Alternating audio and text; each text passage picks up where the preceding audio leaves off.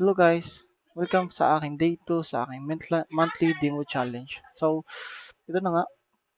So, dito tayo ulit sa gold and kung nakikita nyo, nag-enter ako dito ng selling position and explain ko bakit ako nag-enter dyan. So, check muna natin yung gold natin sa 2 hours time frame.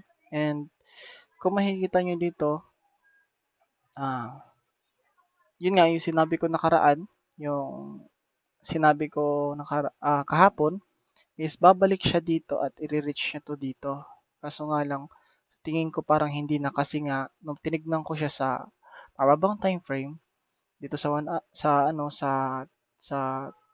sa 15 minutes, nagkaroon siya ng equal low dito, equal low. Nagkaroon siya ng equal low dito and then bago siya nagkaroon ng equal low is nagkaroon muna siya ng uptrend, 'di ba? Ito nga yung sinasabi ko sa inyo na parang pupunta siya doon at i-reach niya yung i-reach niya i-reach niya itong dito. Pero hindi nga nangyari iyon. Kasi nga sa tingin ko, nag-breakout yung trend lines. Pero tignan natin kung maabot niya ba talaga ito sa mga hinaharap. Pero dito muna tayo sa present day. Yun nga, nagkaroon nga ng trend lines dito. Ito nga, nagkaroon nga siya ng trend lines and lower low, higher low, lower high, higher high, lower high, higher high, lower high, higher high, lower high, higher high, lower high. Tapos, pagkatapos niyan is nagkaroon siya ng parang nagkaroon siya lang ng break even na higher high dito. And then, nagkaroon siya ng double bottom. Double bottom. Yan. Nagkaroon siya ng parang double bottom dito. And then, pagkatapos ng double bottom niya, itong double bottom. And then, nag-breakout siya pagkatapos ng double bottom. Tignan natin pakita ko sa inyo. Yan. Oops, sorry. Sorry. Nasaan na ba yun?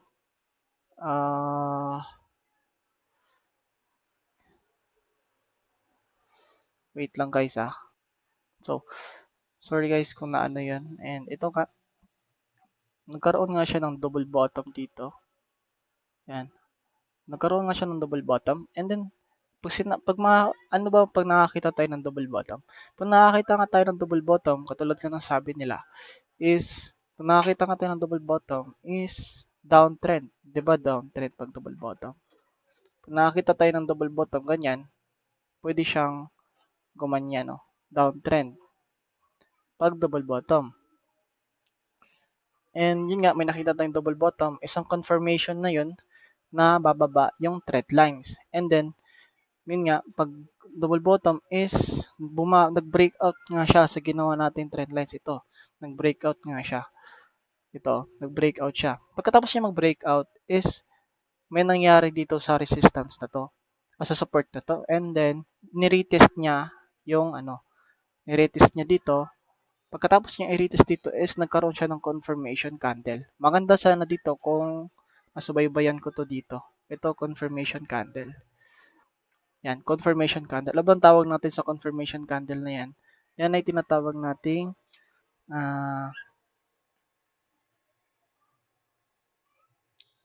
yan ay tinatawag nating evening star. Evening star ang tawag dyan. Nagkaroon nga siya ng evening star. Napakaganda sana dyan kung na subaybayan natin yan. Kahit nga hindi na yan kahit nga ito na nga siya Kahit ito. Pwede na to Confirmation candle. Evening star din to Isang confirmation na bababa yung candle. 'Di ba? Yan. Evening star yan ito. Itong green candle, tapos nagkaroon siya ng dalawang doji and decision na candle, tapos nagkaroon siya ng malaking bearish na candle. Pagkatapos nga niyan is, yun na nga, nagtuloy-tuloy na siyang bumaba. Kung nasabayan sana natin yan kanina is maganda sana yung trades natin ngayon. Kaso nga lang, sa mga oras na yan is hindi pa ako nagbukas ng market kasi nga tulog ako. Kakagising ko nga lang, hindi pa nga ako nakakabihis.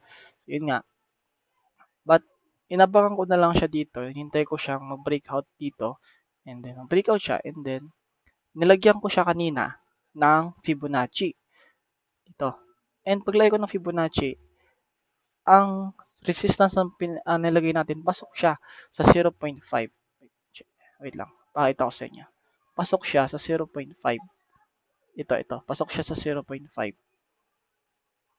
Yan, pasok siya dyan sa 0.5. And ano naman pagpasok siya sa 0.5? Isang confirmation na magre-retest siya dyan or babalikan niya. Babalikan siya ng candle bago siya bababa ulit. Wait lang. Bago siya magtutuloy bababa. Kasi nga, kung titignan nga natin dito ang ano natin pagkatapos ng breakout is nagkaroon nga siya ng downtrend, 'di ba? Nagkaroon siya ng downtrend. Pero katulad ng sabi ko, hindi po ako sure kasi nga po beginners pa lang po ako. Analysis ko lang po ito bilang isa pong beginner. Kaya po, sana po kung magkamali po ako dito is please don't judge me po. And then yun nga po, and pagkatapos nga po niyan is hinintay ko nga po siya mag-retest. And then yung nag-retest na nga po siya, bumaba na po siya dito. Hinintay ko po siya mag-retest. Nung nag-retest na po siya, hinintay ko po, nag-touch na po siya dito sa 0.5, itong below na line na to sa Fibonacci natin. Tinignan ko po sa mababang time frame, nagtingin pa ako sa mababang time frame kung meron po ba tayong confirmation candle po. And then, nung chinik ko po siya sa sa mababang time frame, meron po ako nakitang confirmation candle. Ito po. Pakita ko sa inyo. Ano po bang tawag natin dito? Bearish. Bearish po, di ba? Bearish engulfing po ang tawag natin sa confirmation candle na yan. And ano po bang tawag natin sa mga ganitong candle po? Itong maliliit na to. Itong tatlong maliliit na yan. Yan po ang tinatawag nating doji. And then, pag sinabi po natin doji is, yun po yung ang ibig sabihin po ng doji na yan is hindi undecision po yung market. And ano pa ba yung instant confirmation natin sa candle na may nangyayari po sa trend na yan? Ito pong mga week na ito. Itong mga week na to yan, yung mga stick na yan. Yan, yung mga stick na yan. Ibig sabihin po niyan, pilit pong inaangat po ng mga buyers po. Pilit pong inaangat ng mga buyers yung trend lines, yung pilit po nilang binabasag po itong resistance na ito. Pilit po nilang binabasag. Pero mga seller po ay binabawi po nila kaya po nagkakaroon po ng mga weak. Hindi po kaya basagin ng mga buyers. Yun po yung sa tingin ko. Kaya po ako naglagay po dyan ng selling position. Kaya po ako nag-trade dyan ng selling position. Yan po yung isa sa mga confirmation. And then, yun nga po, nag-enter na po ako dyan ng trend kanina. And, yun nga po, papakita ko po sa inyo kung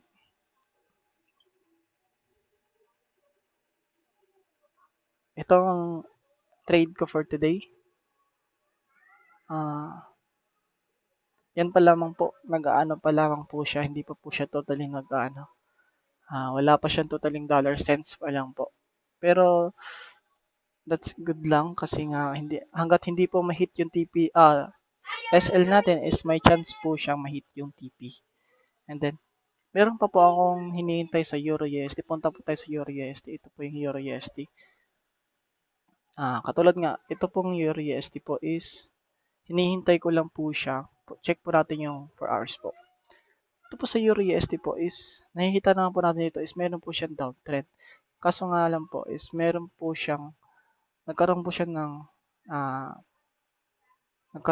siya ng lower low na magkaparehas po ng lower low, diba? And then nagkaroon din po siya ng lower high na magkaparehas po dito po. And then nagkaroon po siya ng breakout po dito, lumagpas po siya. So, pwede po siyang ganito ang mangyari dyan. Pagka-touch niya po, tatouch niya po ito dito, and then tataas ulit, be-break niya po yan, tapos tataas, ganyan.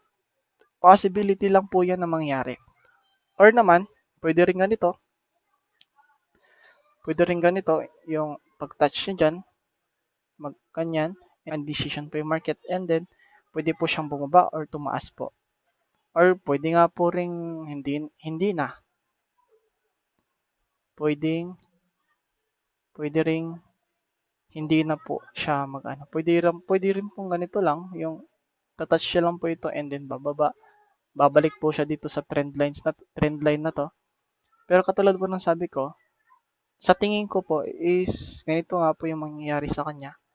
Pag touch siya po dito, magbababa and then didiretso po siya ng pataas. Yun po yung tingin ko. Parang pa-uptrend na po itong Euro USD po natin. So, check po natin yung 15 minutes po. Sa 15 minutes po ako mag-entry. So, ito po, hinihintay ko na lamang. Pero dito po sa 15 minutes po is, kung makikita po natin is, ano pa lamang po, nag-touch na po siya dito, tapos bumaba siya, and may nangyari po sa kanya sa resistance po, sa support dito. Sa resistance na to na naging support niya, na block po siya, hindi niya po ito mabasag. Kaya ang hinihintay ko po is parang ganito na lang po. Touch niya lang po ito, and then bababa siya. And mag-enter po ako ng selling position dito. Kasi nga po, katulad nga po ng sabi ko, i-reach niya po, i-reach niya na po itong taas. Na-reach niya na po ito. So, katulad nga po ng sabi ko, pag ma-reach siya po ito, pwede pong ganito, pag ma-reach siya po ito, pwede po siyang bumaba, and then, mabasag niya po ito, or ma-reach niya, bumaba, and then ma-reach niya, bumaba, bago po muna mag-undecision po yung market dyan. Or pwede rin po yung diretsuhin niya na, yung madiretsyong breakout, tapos retest, and then aangat na po siya diretso. Pero yun nga po, katulad ng sabi ko, hihintayin po natin siyang umabot po dito. Kasi nga po, wala po tayong nakikitang trends po dito. Trend. Hihintayin po natin umabot siya dun sa taas. Pag umabot sa taas, titignan natin yung mga confirmation candle kung anong nabubuo niya, and then mga indicators kung meron ba tayong makukuha sa kanilang idea kung tataas ba ang market or hindi. So, kaya sa ngayon po is nasa gold pa lamang po ako may enter, and yun po, nasa gold pa lang ako. Kaya babalikan ko na lang po kayo mamaya kung ma-hit ba yung TP natin or SL natin. Pero sana po ma-hit po yung TP natin. Sana po tama po yung prediction po natin. So, babalikan ko na lang po kayo mamaya. So, hello guys. What is up? So, good news po is na-hit po yung TP natin sa nilagay po nating trends po. And then, ito na po yung sa ngayong araw. Pero maghihintay pa po ako and titingin pa po ako kung meron pa po akong makitang trend ngayong araw po. And lalo na po yung Euro USD po, katulad po ng sinabi ko, hinihintay ko po. And titingin pa po ako dito po kung may makita ako dito sa gold po, kung meron pa ba. So ito po yung ito po yung ngayon, dyan. $6 po siya. And ilagay muna natin siya sa ano po natin, dun sa notes po natin. So, pasensya na po guys kung kinat ko po. Ito na nga po, tinagin. So, XAU UUSD, and ilang pips nga po yun. Yun po ay 47 pips. 47 pips. 47, and then ito ay 2%. Ano bang ino-note natin? Wala naman tayong ma-note doon kasi nga ayos naman eh. So, yan na mo. So, dalawang panalo sunod-sunod. So, $12 na po ang total nating napanalo nun. And yun nga po, tuloy-tuloy pa rin bumababa yung market. Titignan na lang po natin kung may makuha pa ba tayong trend ngayon. Babalik na lang po ako kung meron or wala. Ka-close ko na po ito for today. Pero kung meron pa tayong makita, i-continue ko na lang po itong video. Yo, what's up ulit sa inyo lahat dyan guys. So, yun nga, naghintay ako kung may mahanap ulit ako na trend ngayon sa ngayong second day ko dito. And may nilagyan akong trend. And ito nga yun sa Euro USD. Ito, Euro USD. And ba't ako nag-buy position dito? Kasi nga, wait, pakita ko sa inyo sa 2 hours. Kasi nga, yun nga po, nagkakaroon nga po siya ng ranging po dito. And then, dito po, nagtatouch na po siya dito. So, dapat po is, bababa po siya. Diba po? Pero, meron po tayong isa pong trend pa po dito po na downtrend. So, ano po ba siya dyan? Dahil downtrend siya. Di ba po, pag downtrend, is pababa po siya. And then, nag-touch na po siya dito. Then, bumaba siya. And then, nag-touch ulit siya dito sa downtrend na to. So, lumagpas po siya konti, di ba? So, ibig sabihin po, nagkaroon siya ng breakout. And di ba po, pag may breakout po, may possibility po na mag-change na po siya ng trend lines. Mag-change na po siya ng direction. Magkakaroon na po siya ng ibang trend. So, di ba po dapat ganito po mangyayari yan pag magkakaroon siya ng ibang trend. Magre-retest, tataas. Diba dapat po ganon? So, pero kung papansinin po natin dito po, yung lower low po nila is magkapantay. Di ba po, magkapantay po ito po. Magkapantay ito, support. So, ibig sabihin po, nagkakaroon po ng ranging po dito nga. Ano naman po pag ranging po, dapat din po magkaroon siya ng breakout dito. So, kinonsider ko na po ito na nag-retest na po siya.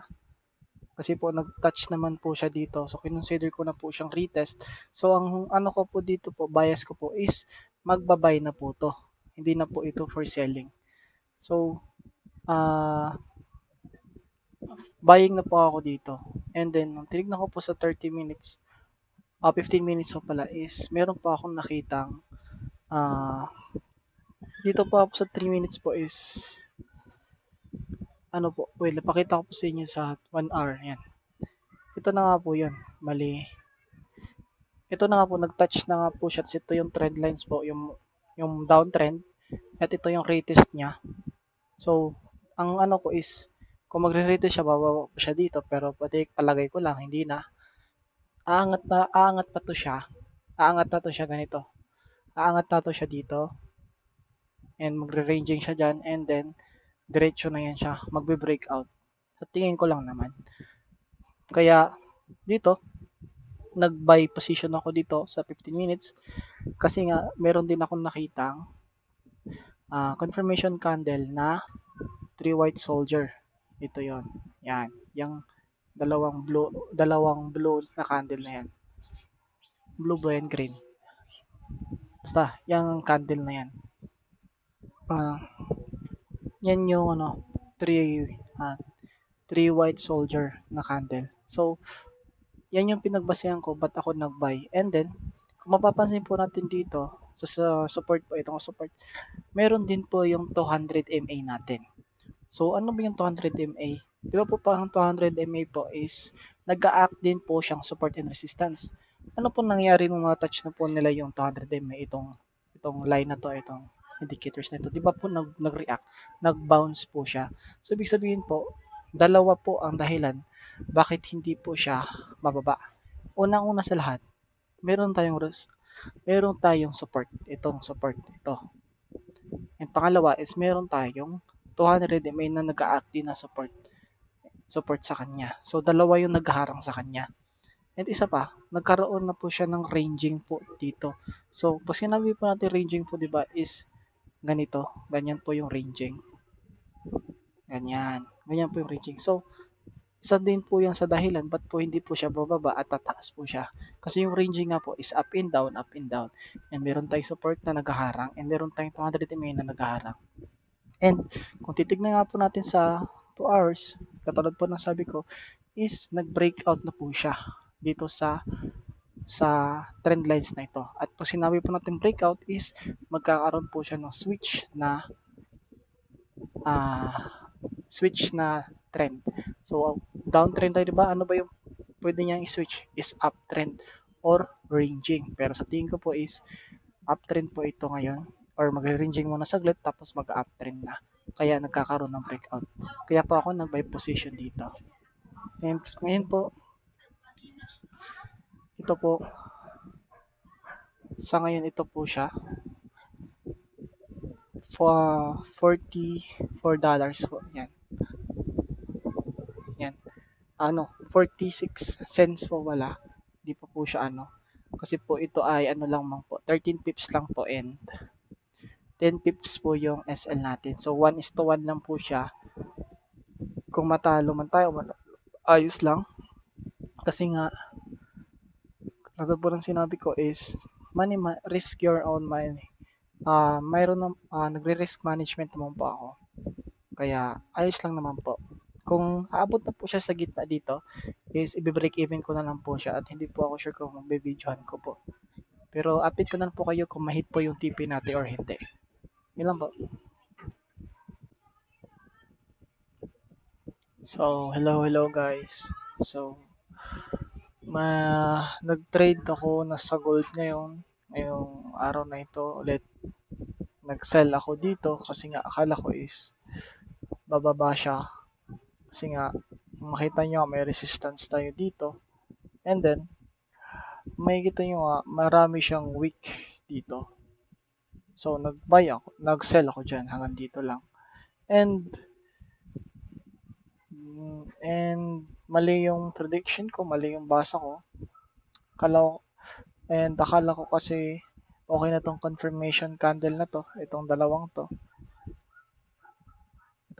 tweezers na to. Yan. Itong dalawang tweezers na to. Akala ko always na yung confirmation candle, kaso nga lang, yun nga, na-hit pa rin yung SL natin. So, 18 pips. So, ilagay na lang natin dun sa ano natin. XA 18 pips. 0.2.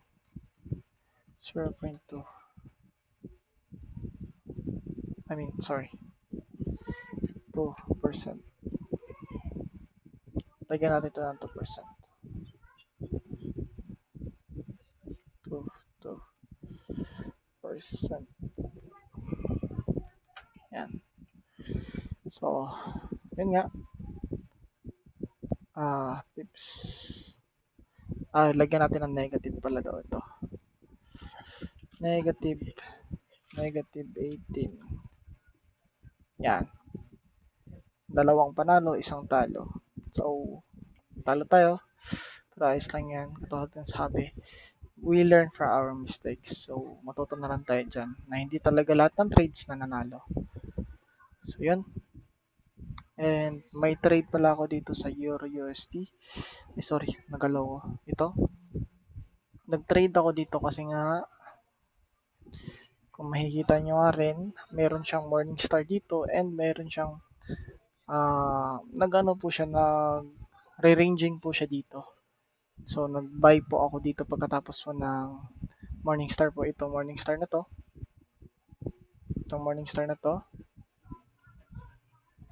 Yan. So, nag-buy po ako dyan banda. And then, nag-buy po ako dyan banda. And, umangat naman po siya. Kaso nga lang, bumababa. So, hihintayin ko na lang kung ano mangyayari dito. Sana ma-hit yung TP natin bago yung SL. So, balitaan ko na lang kayo guys. So, hello. Let's thank you guys. So, ito nga. Babalik po ako. And, yung trade po natin sa Euro USD is, nakikita nyo naman po is, na-hit po yung SL po natin. Mali po yung prediction po natin. And, nag-touch po siya sa trend line po natin na nilagay itong trend line po na ito, no, itong line na ito na kulay blue, nag-touch po siya. So I think ang mangyayari po dyan is ganyan and uptrend, pero hintayin na lang po natin. Ganun po talaga, pangalawang talo ko na po ito.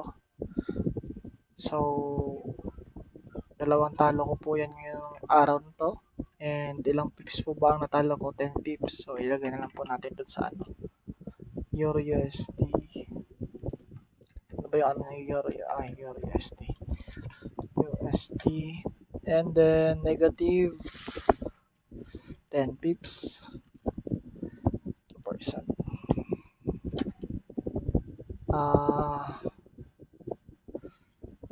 Wala naman ako ang notes ko. I think ang mali ko doon is masyadong hinabol ko. Hinabol ko kasi yun eh. Yan. And then, pero ang good news naman guys, hindi ko po na-videoan kanina dito po sa gold is meron po akong nakitang entry na sell po. Nag-sell po ulit ako dito po sa pinosisyon po natin kanina ng natalo, yung natalo po. Kasi po nakita ko po is meron po siyang morning star po, ito. Meron po siyang evening star po, meron po siyang evening star and confirmation candle and dito po yung resistance kaya nilagay ko po dyan yung SL ko po para panigurado. And ngayon, hanggang ngayon po is tuloy-tuloy pong bumababa po yung trend po, yung market. Pero ang goods naman po is ano po, na-hit naman po yung TP natin na 33 pips. So ilagay na lang po natin. Sorry po kung hindi ko po na-videohan pero ganun po talaga kasi po kumakain po kami kanina. So, yan. Tapos 33 pips, 33 sa 2%. 2%. Okay. And then, so, yan po. So, ipapakita ko na lang po sa screen po yung talo ko po at saka yung panalo, yung trades ko po. Yan. Yung kulay po lang po, yan po yung talo ko. And yung $6 po, yun po yung kanina po dito sa hold po. Yung akala nga po natin is bababa po, nag-early sell pala tayo. Pero, pero nabawi din agad natin dito nung nakita natin itong morning star. Nag-enter ulit tayo ng sell sa same position and nakuha naman natin yung $6 pabalik. And then, sa Euro USD, natalo nga tayo. Yang $2 na nakikita yun, yan po yun. Euro USD kasi akala po natin aangat po siya. Yun pala is magre-retest pala siya dito sa trend lines. So, yun lang. Yan na lang siguro ang trend ko for today. Yun lang. So, second day ko ngayon and ito nga siya.